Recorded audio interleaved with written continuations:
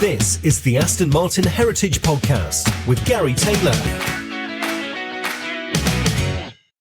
Hello and welcome to another edition of the AMHT Podcast, and thank you for joining us on this special episode. Special for a reason, for I'm delighted to have opposite me none other than the chairman of Prodrive, David Richards CBE. Hello, David, and thanks for your time for this podcast. Good afternoon. It's always good fun to be chatting to Aston Martin enthusiasts around the world. That's great. Thank you. Last year, very recently, you celebrated 40 years of Prodrive. How did that go? I mean, did it seem like 40 years that time flew? It does fly past 40 years, and so you suddenly look back and you wonder what happened in all those stories. And we've produced a book of it, and it's it actually, even for me, looking at what we've achieved during that period of time, it surprises me and brings back lots of wonderful memories. Well, the memories I'll come on to in a moment, but many listeners will know you from Aston Martin and Prodrive. But if I may, I just want to identify some of your awards, trophies and milestones. I extracted this from the AMHT website. I'm not sure if you're going to blush, but we'll go with it. Won the 1981 World Championship as co-driver with Garry Taylor. 5 years as team principal of BAR F1, achieving a runner-up status in 2004. Commander of the British Empire, which I referred to for services to motorsport. Inducted into the Motorsport Magazine Hall of Fame and presented with the Spirit of Le Mans Award by the ACO. Autocar in 2019 presented you with an Outstanding Leader Award. Autocar again. May 22, the Sturmey Award for Leadership, your role in reshaping motorsport. In December 22, the Guild of Motoring Writers presented you with a President's Award for achievements in international automobilism. I've never come across that word before, but there we go. It must be real. It must be real. Same month, President's Award for the BRDC for outstanding contribution as Head of Trustees for the BRDC Motorsport Charity. December 23, Viscount Down Aston Martin Heritage Award for your major contribution to enhancing the heritage of the Aston Martin marque. You're chairman of Motorsport UK, the governing body for motorsport in the UK. I think I've seen you on Sky TV F1, occasionally up there presenting the awards. Perk of the job. One of the jobs, yes. And chairman of the FIA Foundation International Road Safety Charity. That list is not too shabby, is it? You must be very proud. Keeps me busy, that's all I can say. You're even busier now because to crown all of this, you're now an AMHT council member. The council member of the trustees is interesting because there are lots of challenges there for the future and where we go with that and how we maintain the good name and the heritage of Aston Martin into the future generations. Yes, I think it's what the trustees are trying to achieve. It's not an easy task, but I think we're pretty much all aligned now, and exciting things will be announced by the end of this year, I hope. I hope so. Yeah. In that list, I had referred to Aston Martin, and we mustn't forget your time as chairman of Aston Martin Lagonda itself, but we'll come on to that later with me. But again, if I may, I want to cover your early years. Can we go back to a young David? God, a long time ago now, isn't it? It's up in North Wales, brought up on a small farm in North Wales. It's very formative years, and sort of you could drive cars on the farm roads and motorbikes and all the rest of it. So I guess that was the starting point for everything. Starting point. Was there a history of your parents? Was there a history of motorsport love or cars in your parents or immediate family? My father was always a bit of an enthusiast. I wouldn't say there was any motor racing or any motorsport in it, but we were sort of, we got driving cars and tractors and goodness knows what else at a young age. And Clocanog Forest was very nearby. So I can remember very vividly, I had three younger brothers, and my father took us up to watch the RAC rally come through Clocanog Forest, and we sat on a corner. We walked in from the main road, and we sat there on this corner till the very last car came through, and I was taking photographs at that stage. I'd be about 12 years old, 13 years old, maybe at school. And photography was my interest. And we watched as the Minis came through at the back. And the Army Land Rovers were the last in those days. We waited, and they all came through. And by extraordinary coincidence, and years later, what would be 18 years later or something like that, that turned out to be the very last corner of the World Championship that year that Harry and I won. Oh, fantastic. So a certain poetry to that, isn't there? Was there? a certain poetry to it. I look back and that brought back some wonderful memories. When you went to see somebody's rally and you, should we say, you borrowed your mum's Ford Zodiac? Well, that's how we all started in those days. I joined the local motor club at 17 years of age, and I had a younger brother who was sort of, he couldn't drive, so we did navigation rallies in my mum's car. We used to take it out the drive, telling we were going to the youth club down the road and disconnect the speedometer, and off we go. Really? Down local motor club rallies, and until I took the whole side out of it on a bridge one night, and that was the end of that. Okay. How was school for you? I think I've read something that you felt you was competent. No, I was. I didn't learn till years later, when our children were diagnosed, that I was sort of dyslexic. I don't think I'm particularly badly dyslexic, but it's one of those situations that probably wasn't recognised so easily in those days as it is today, and so I sat at the back of the class and didn't do much. I was good in numbers, though. I was good at numbers, so that's how I ended up being an accountant. Okay. I remember Jackie Stewart, he found out later on in life that he was diagnosed as dyslexic, wasn't he? Yeah, that's right. Yeah. Well, the kids were, the kids are grown up now, but when they were sort of 5, 6 years old, we did some tests, and then I thought, well, maybe I should look into this and do some tests. And it's something, what? I look back now and I look at it as an advantage. People think dyslexia can be disadvantaged. Certainly is in certain respects, but in other ways, you learn to communicate verbally better. You learn to sort of get around those issues. And I look back now, and in some respects, it helped me. You do find out that with some successful people in life, they hasn't been a disadvantage. It's probably been uncomfortable, but it's a challenge, and you've had to concentrate harder, and that creates more of a tempo in your life. So everything you tend to do is more focused. Well, I think it's sort of, if you're told at school you're underachieving and you're trying your best, then all your life you're trying to overachieve and trying to show that you actually are quite good at some things. So while at school, you went on a RAF assessment day, and I believe that led to an engineering scholarship, and from that, this is where a love of flying, and I think you're well known for your enjoyment and flying of a helicopter. I do. When did that start? When did you fly your first helicopter? No, well, let's go back to that school day, because my friends and I were at a local comprehensive school, 16 years old, and we read that if you wanted to apply for an aptitude test for the RAF, they'd pay for your train fare and a weekend away down in Biggin Hill. So we thought this sounded like a fun weekend away from our parents. So we all got train tickets, they paid for it, and off we went.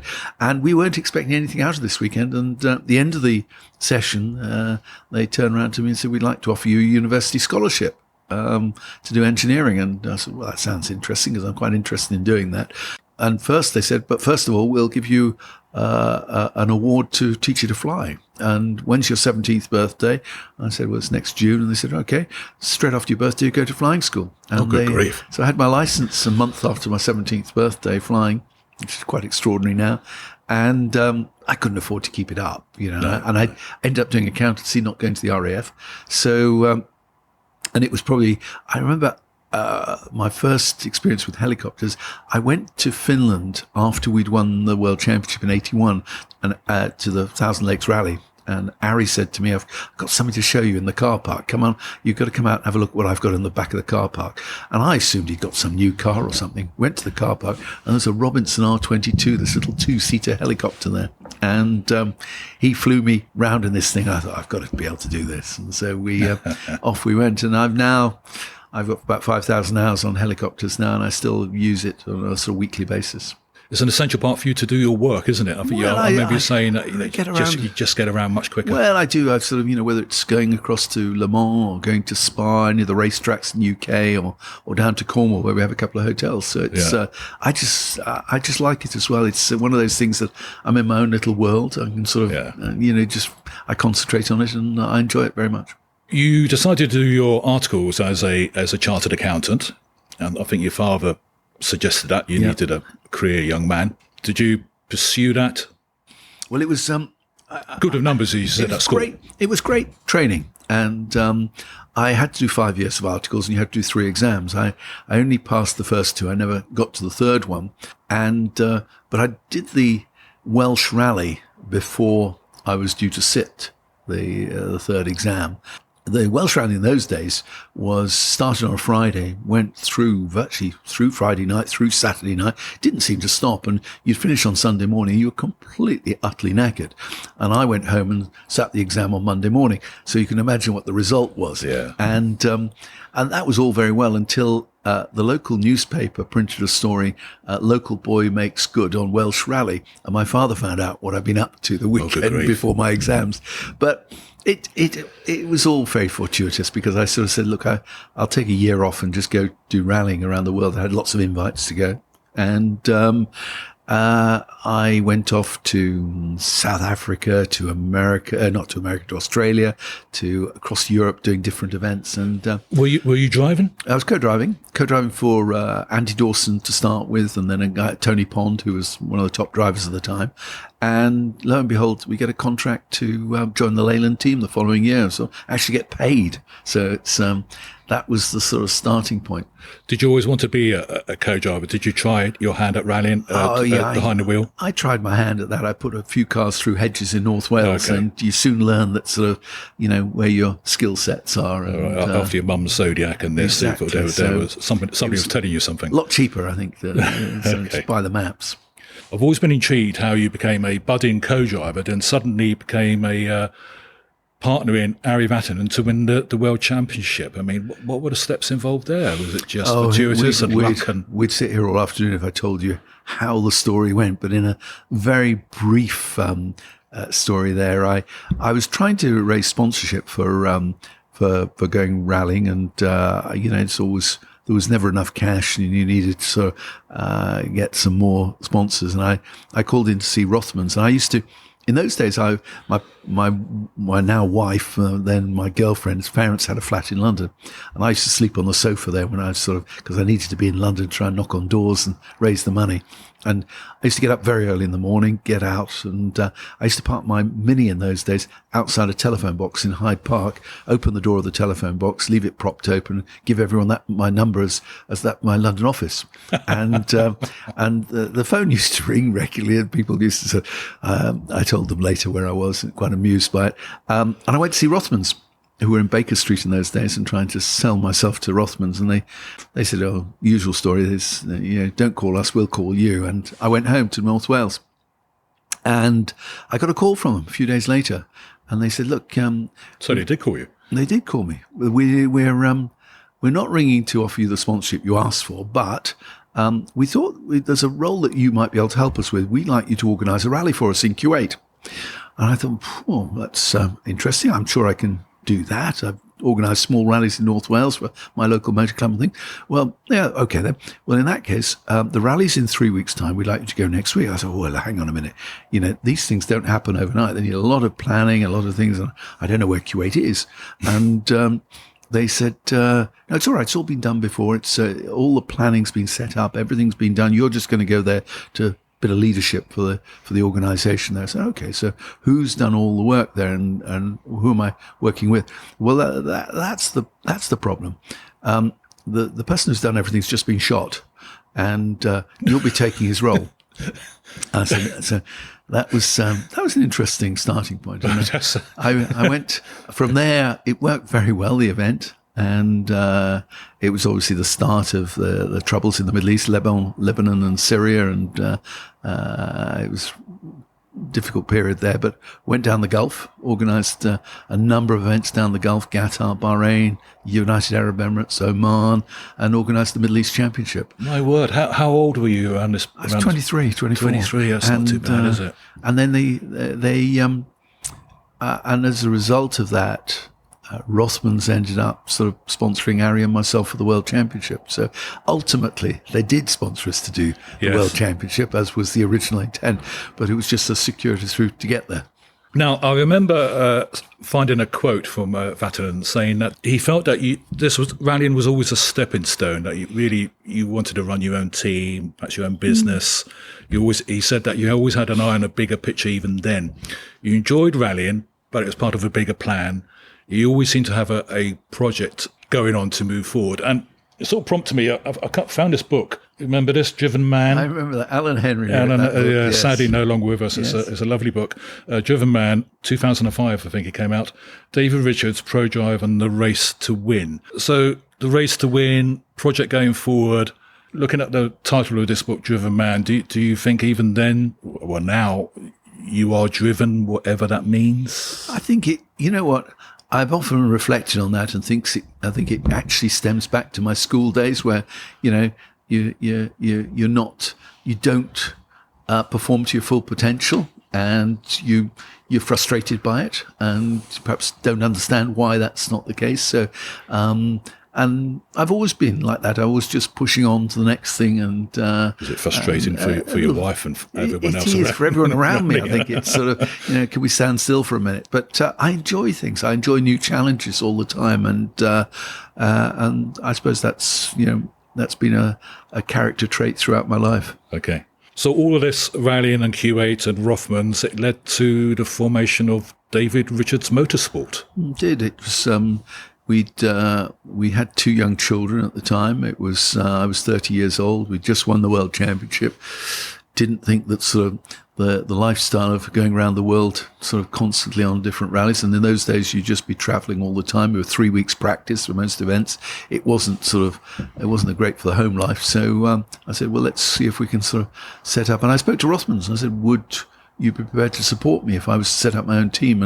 And they said, yes, in principle, we will do. That's sort of, it didn't happen straight away, but 2 years later, I had my own team and with Porsches at the time. Yes. I have Henry Toivonen driving for me. He was the real great driver young driver at the time. I had Saad Al-Hadri from the Middle East, from Qatar, built relationships with a lot of Middle East drivers, and he was he'd won the championship out there and won it many times over and became a great friend for many years. When did David Richards Motorsport become Prodrive? About a year or two later, basically. Because it was personalised then, wasn't it? That was the problem. And I've always felt,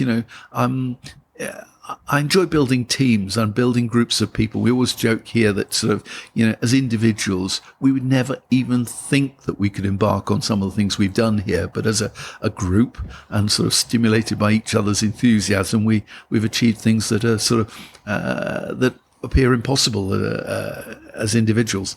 And so I don't think that's conducive to have your own name above the door if you want to do that. So we came up with the name Prodrive. And was there any other names bounced around? Can you remember? Oh, I can't remember. Prodrive stood out, and I think it still works to this day. Oh, I think it does, actually. I think it does. And during those early days, I think it was an accountancy firm acknowledged you as a Business of the Year or something like that, and you won a prize? No, it was the Motorsport Industry Association. Oh, okay. They, in one of the very early years, they had the Company of the Year award. Yeah. And I can't remember what year it was, but we were quite early stage. And the award was so much worth of consultancy from Arthur Anderson or Accenture or KPMG, one of those.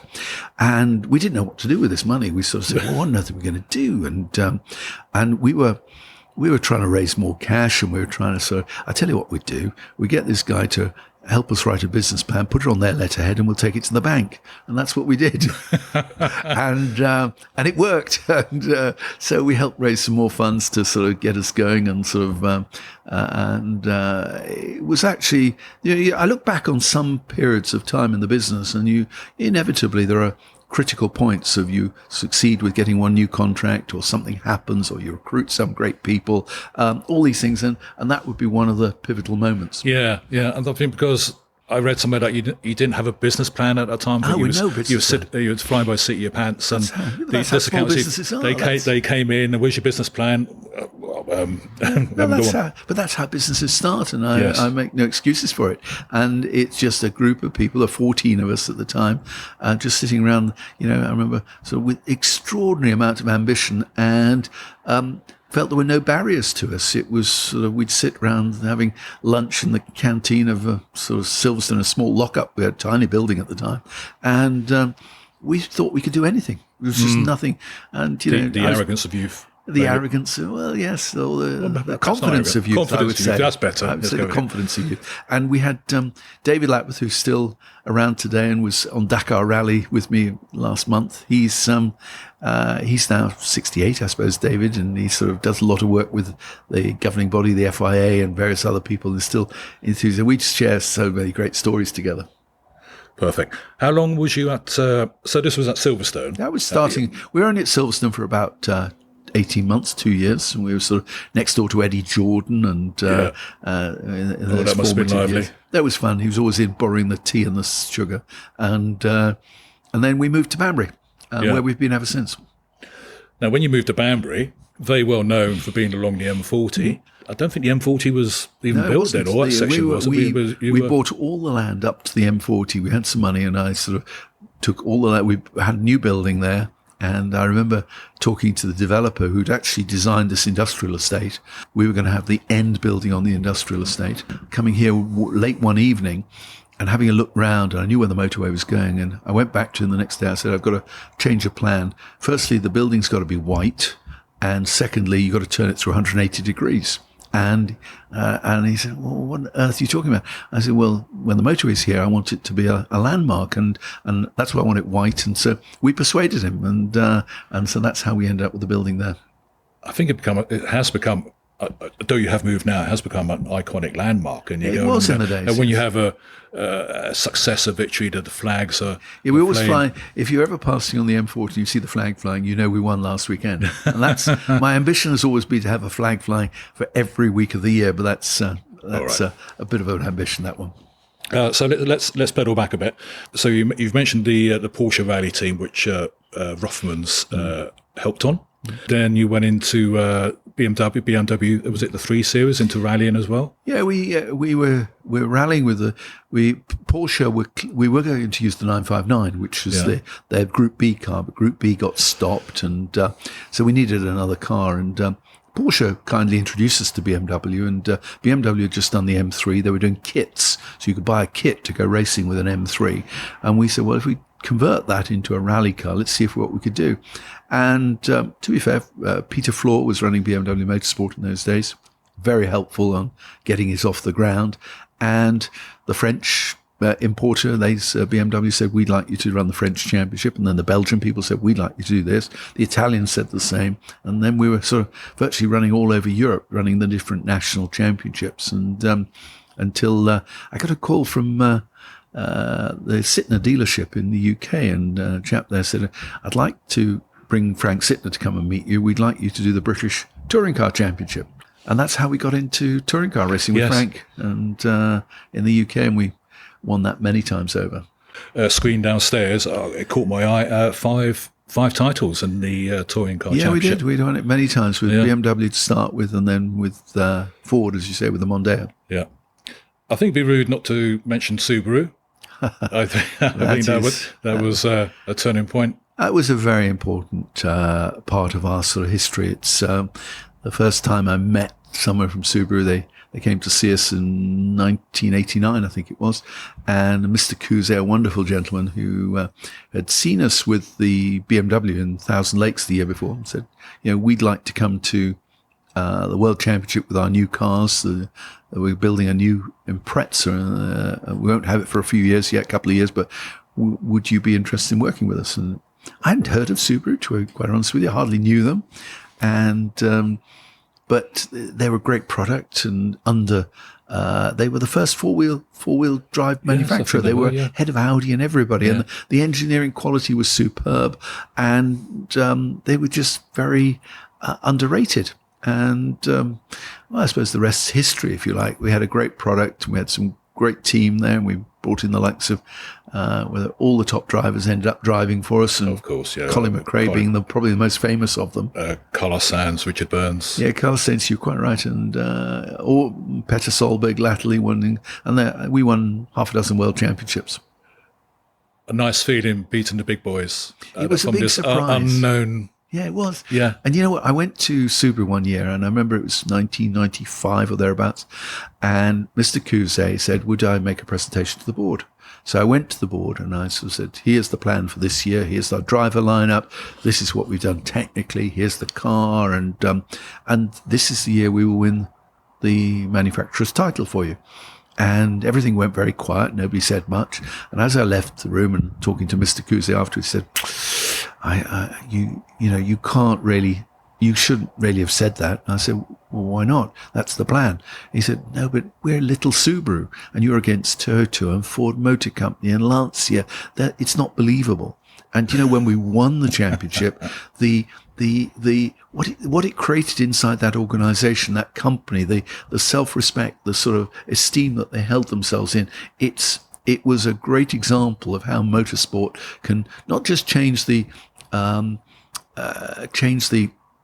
impact or the awareness of a brand, but it does so much internally in your own organization. That's fascinating, isn't it? It just lifted the whole place become. And you know what? They said to me previously, we're having real trouble sort of recruiting from the top universities to get the best engineers. After that, never had a problem. It wasn't just the trophy, it's the whole culture in the company just lifted. You can use it in so many ways, motorsport. Everyone thinks it's sort of, perhaps possibly even think it's irrelevant. But the reality is, if it's used as a marketing tool, it encourages new young engineers to come to your company. It changes the perception of the brand. It's got so many facets to it, from internal goodwill, internal recruitment, all sorts of things. Let's just move on to 2003. We're now with Ferrari. We're now with a Ferrari 550 GTS and Maranello, and you won the GT class in the 24 Hours of Le Mans.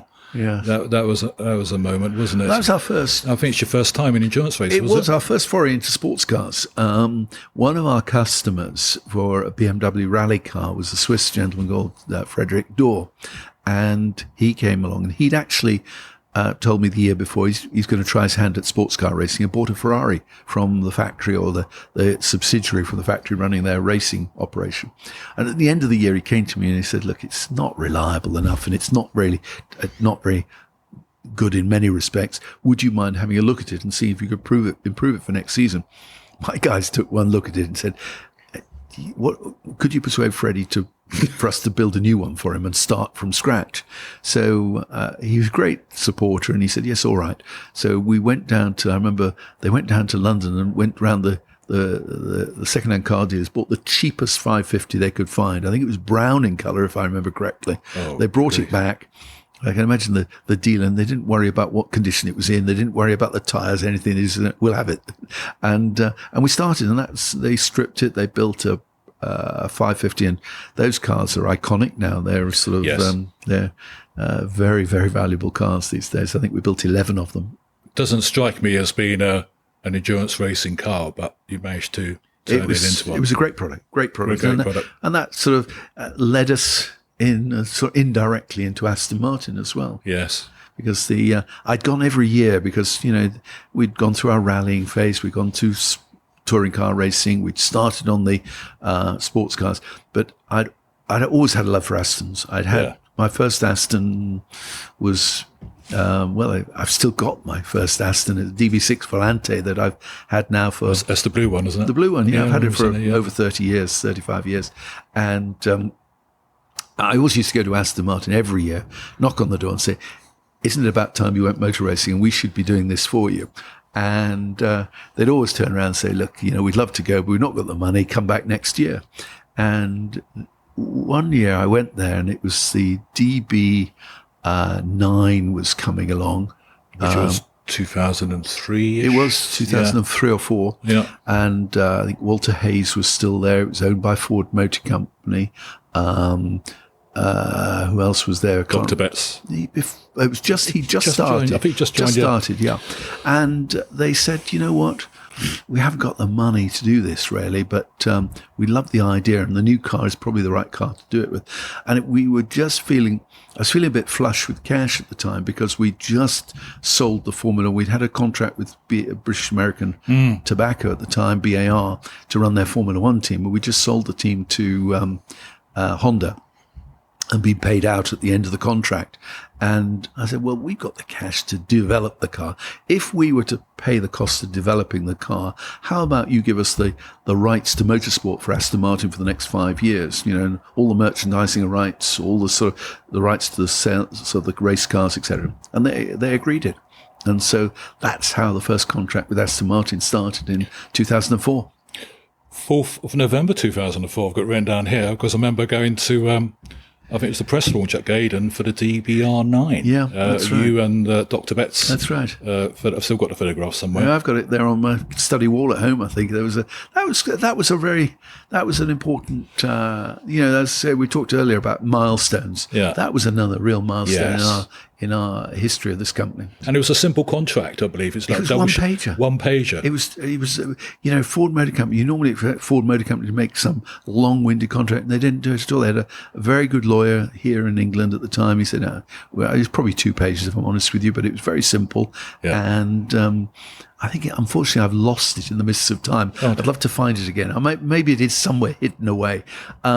And off we went. And that's how the start of my relationship with Aston Martin Racing was. And this confidence to go into endurance racing with AMR or Aston Martin, I think, came from this Ferrari, did it? It did. Yeah. It was that taught us. We thought, well, we got the Ferrari to work, so we did actually go to Ferrari and ask them, could we carry on? We wanted to have a licensing agreement with Ferrari. Jean Todt, who's head of Ferrari at the time, agreed in principle. He said, I've got no problem with that. But Montezemolo turned around and said, no, we're not having Ferraris built in Banbury, sorry. And that was that. Well, Aston Martin were okay with that. So they supplied the cars. And so the car was announced in November 2004. And in 2005, it's meant to be a learning year. Yeah, we won at Sebring first time out. That's it. Sebring first time out. 20 years. 20 years, and I think the trust this year would like to. We too tend to latch on to celebrations and anniversaries, so hopefully we'll try and do something this year to review. It was a real pivotal moment, because it was bringing Aston Martin back to modern day sports car racing. We went to Le Mans, and it was like a pilgrimage. Everyone was following Aston Martin suddenly, and it was, and you know what? There can't be anything better than representing a British brand at Le Mans with British drivers as well, and it was very special. I think the British side of things is very important for you, isn't it? There is an international outlook to Prodrive, but your British passport, you're proud I regard of. myself as being very patriotic. I do feel very strongly in that respect, and that doesn't mean to say I'm not a sort of, very international in my outlook, and sort of very, with lots of friends abroad, of course, but I'm sort of, Union Jack tattooed all over me. And perhaps this patriotism led you to, the next stage in Aston Martin, because in August 2006, Ford, they were going for their One Ford concept, and they were starting to dismantle the Premier Automotive Group. Correct, yes. And one of the first things off the trophy cabinet was Aston Martin. It was announced for sale in August 2006. Now, I think at the time, Autocar and all the other were getting very excited who's going to buy it. And there were names like Gucci, Louis Vuitton, and Chopard, Chinese at that time. Russians. And the Russians. But you were there pretty much at the beginning, I remember, you was in the background. Well, the truth of it was we were obviously there because we were running the motor racing. But you've got to remember, I had a motor racing contract on a one-page piece of paper that didn't have a lot of standing. Was this an annual renewal? No, it's a 5-year agreement, as I remember it. And I'm thinking to myself, well, if the wrong person comes in and buys this company, that one single piece of paper isn't going to be worth much. And so I was getting a little bit nervous about it. And a gentleman came over from America to buy a race car from us. And the guys told me, would you like to meet him and take him out for dinner? So I took him out for dinner in Stratford.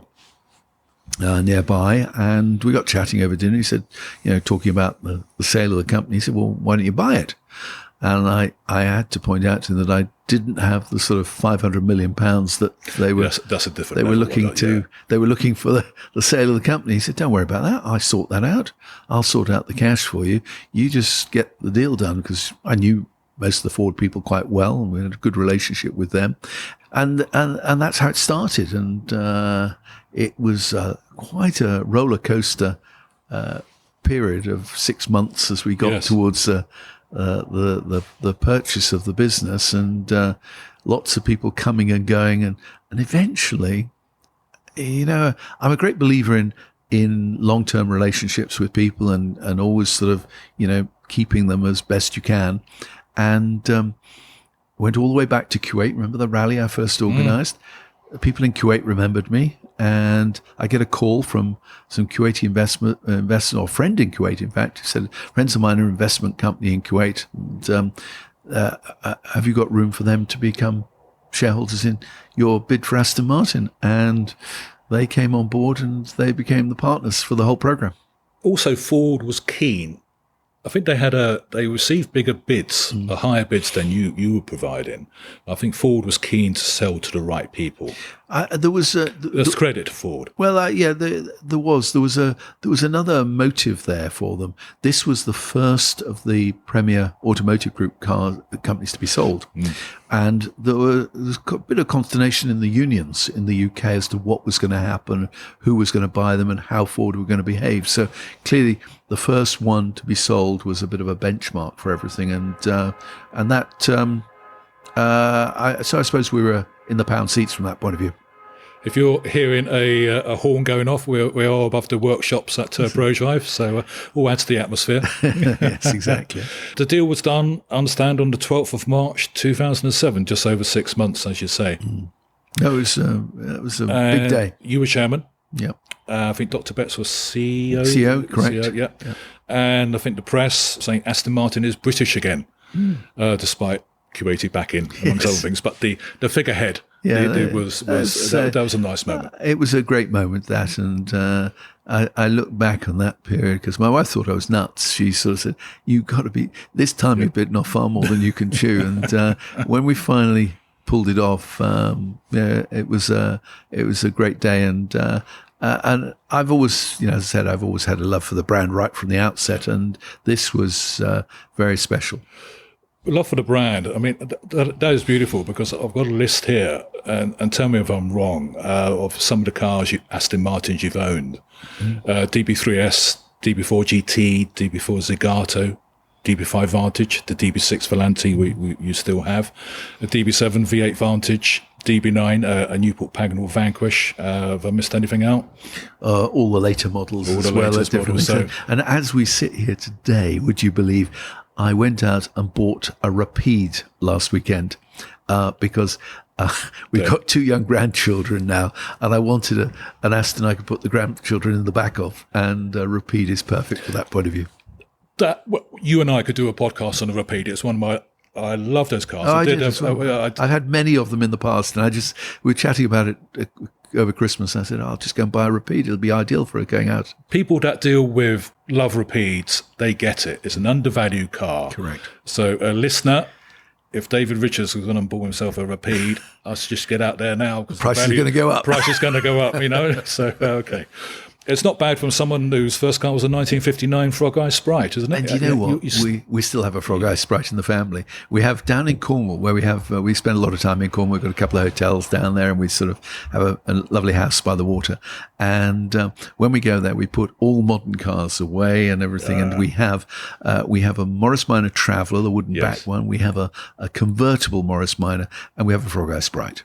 And that's what the family drive when we're down in the village there. Right, you and I are doing another podcast. We're going to talk about those cars. I just love things like that. It's fantastic. Back to Aston Martin, March 2007. What was the lineup? You had the Vantage, the V8 Vantage platform, if you like, Vantage V8, the DB9. Yep. I think the V12 Vantage was about to be announced because the design studio was... Or am I getting my dates wrong? No, you're about right. We were... we must be around the time of the Vanquish, the last of the Newport Pagnell cars as well. Ford had, handed over in very good state, but it really was the great time for Ford to sell it, because we then suddenly went into the banking crisis, and everything crashed. We went to half the volumes that we were previously selling, and I always joke with people, if you're ever buying a sports car company, never do it on the cusp of a recession. Before we get into that, what was your plan at the time at Aston Martin? I think it was to expand the dealer network. That was the main thing. Well, You're now a nimble organisation. I'd say we had to reinvest in the dealer network. I didn't think at the time we had the dealer network had been just allowed to sort of ramble around. It was not focused at the time. So, but the product was the key to get the product right, and of course that would have helped had the continuation gone and the sales had carried on as they were. We could have had the funding to invest in the next models, but it was a real problem for us. We had 3 years of very tough times, and car companies are cyclical businesses. They're they go in the big investment in a new product. You get the benefits from the new product to use then to invest in the next one. And if you have something that stops that cycle, which we had at that time, you have real problems. And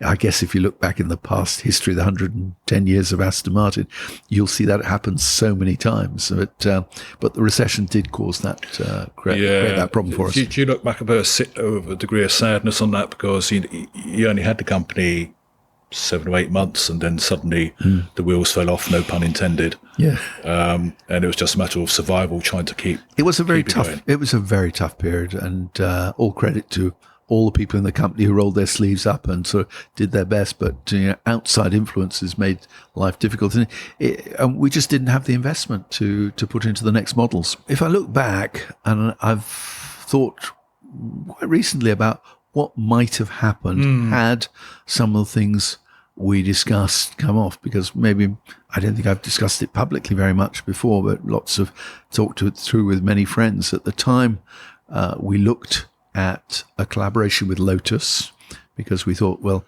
Lotus was using the same or similar aluminium architecture to the Astons. We had a common supplier in the extrusions. Lotus could have provided a complementary entry level for our dealerships, if you like. It wouldn't have conflicted. Like perhaps a volume side of things. Or just entry level cars, very complementary to Aston, I thought. We had the possibility of acquiring Cosworth at the time to provide us with the top end engines.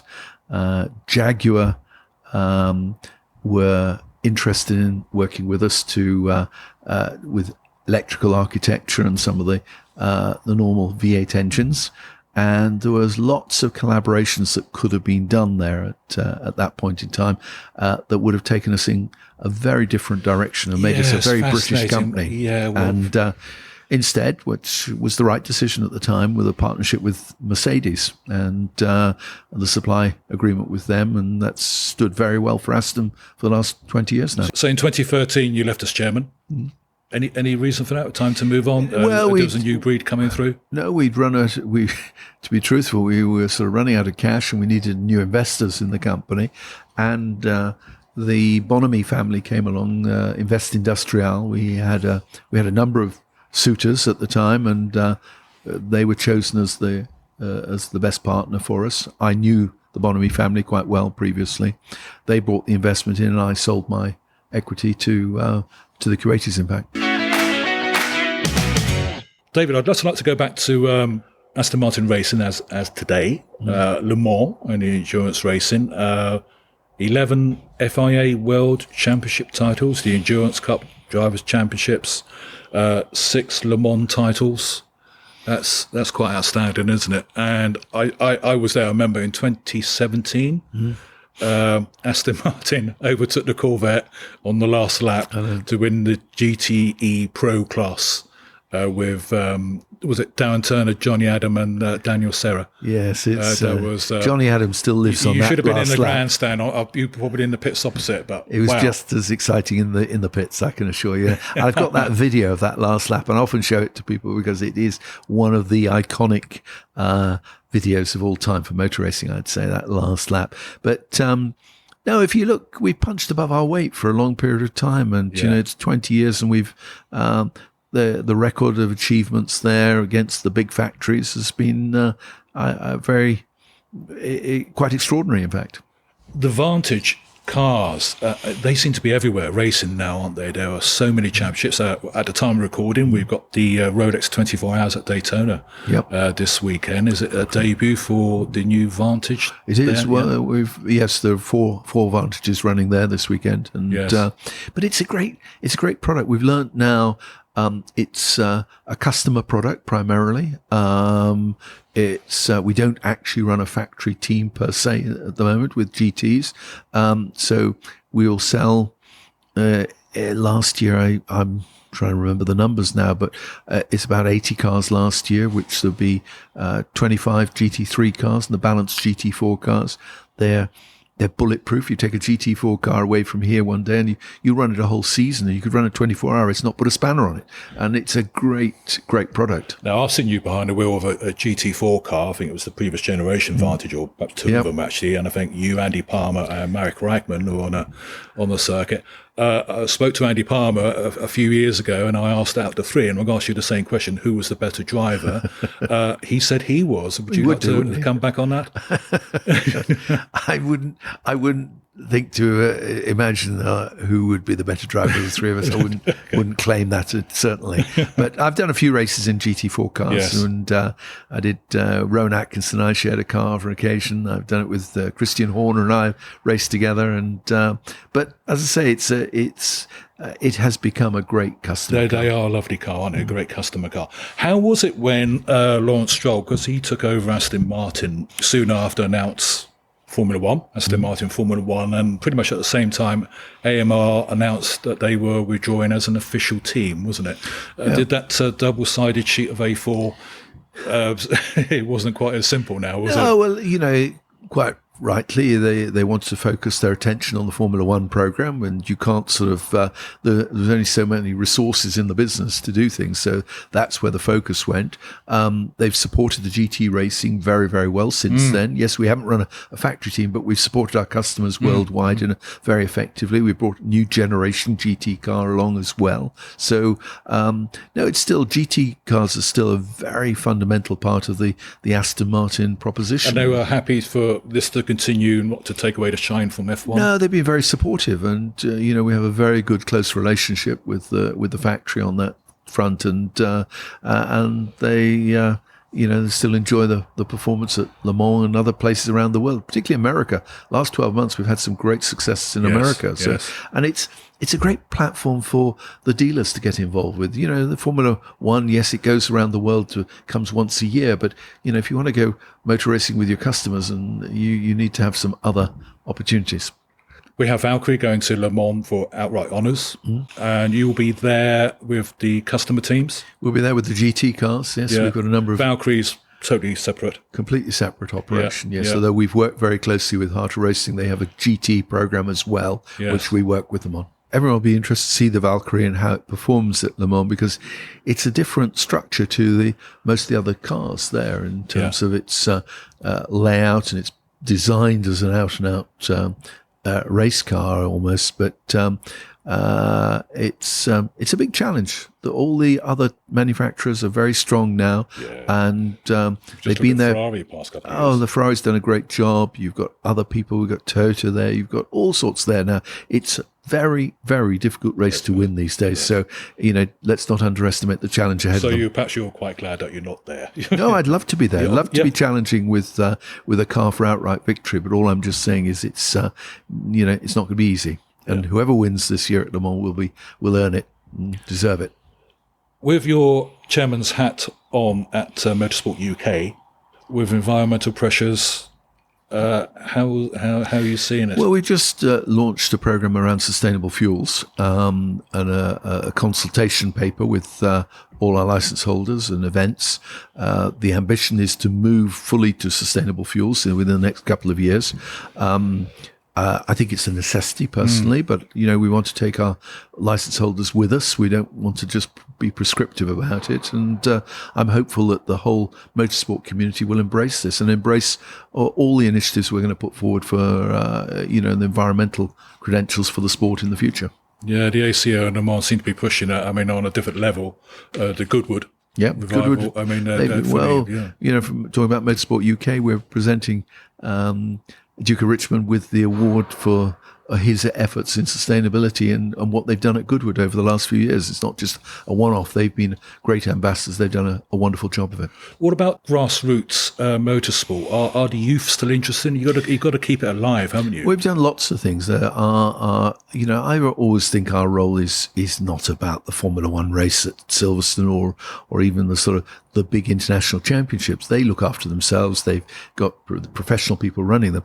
Our job is to spread the grassroots of the sport, to actually help the entry level, help the people get into the sport. Like I had the opportunity when I was 17 years old to join my local motor club. It's not so easy, but a good example would be sort of indoor karting. A few years ago, nobody ever thought indoor karting was a valid form of motorsport. They thought, that only happened on the proper karting tracks with all the right kit. But we have embraced indoor karting, which now has the biggest motorsport championship in the world. Happens in this country. 5,500 entries in the indoor karting championship, of which 40% of them are female. So and they're inner cities. They're places where people wouldn't normally expect to, have this opportunity. I didn't know that. Okay, yeah. And we've launched a series called Streetcar, which is basically take your own car to events, local motor club. You do driving tests, you do car trials, you do 12-car rallies, you do navigation events. In the car, you drive to work the next day, and that's where I started. And if we can show people that you don't need to have a sort of all the fancy kit and expense of a racing car to become involved in motorsport. And for that matter, you don't even have to participate. You could become an official. You could become an engineer. There are so many facets to it. And as you said earlier, by being involved in motorsport, it can affect and percolate in other aspects of your life, can't it? It helps in so many ways, and we've got so many examples of that. And no, I'm very proud of what we've done at Motorsport UK, and the rest of the world looks at the UK now and us as a governing body to see what we're doing next. We're here at Prodrive. The future. I'm aware of Prodrive Advanced Technologies. Can you expand on that? What that's about? Prodrive's branched out. Those early days when we sat there, I told you 14 people around the table at Silverstone with great ambitions and no barriers to us, no inhibitions, the enthusiasm of youth. We're now sort of about 600 people here, and we can't just live off motor racing, so we do all sorts of other activities. We have a whole group of engineers who work on road cars, electric vehicles, aviation, you name it. We'll turn our hand, and it's the culture of motorsport and the idea that there are no barriers, that there are no limitations to what we will take on within certain limits. That really drives the business forward today. Prodrive is well known in the motorsport and the business community, not so much in the consumer side of things. I think are you looking towards changing that dynamic? We're working a lot now on building the profile of the brand to be seen by consumers as a performance brand, if you like. Yes, we're often hidden behind other people's products, whether it's Aston Martin Racing, whether it's Dacia for Dakar Rally, a folding bike downstairs. Exactly, yeah, and so we're doing lots of motorsport programs. But now some of the new things we're doing, whether the lightest weight folding bike in the world, which we do, the simulator we do.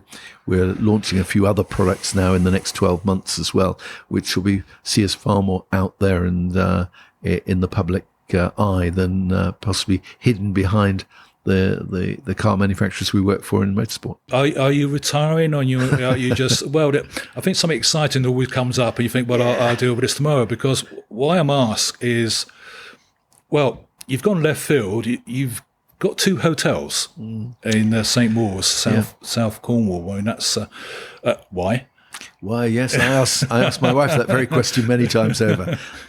We love St. Mawes. We love the lifestyle by the coast down there, and we just wanted to put something back into the local community there and offer opportunity for employment and raise the profile of the village, which is just a wonderful place to spend time. And so every opportunity we get to go down there, and I guess more and more in the future that will be the case. I stayed down there, I think just after COVID. Certainly a lovely place. Now I'm going to ask you this, because how do you measure success in the hospitality industry? Because in motorsport, and I am being very simplistic here, it's by a stopwatch. Yeah, success you're right. in running a hotel.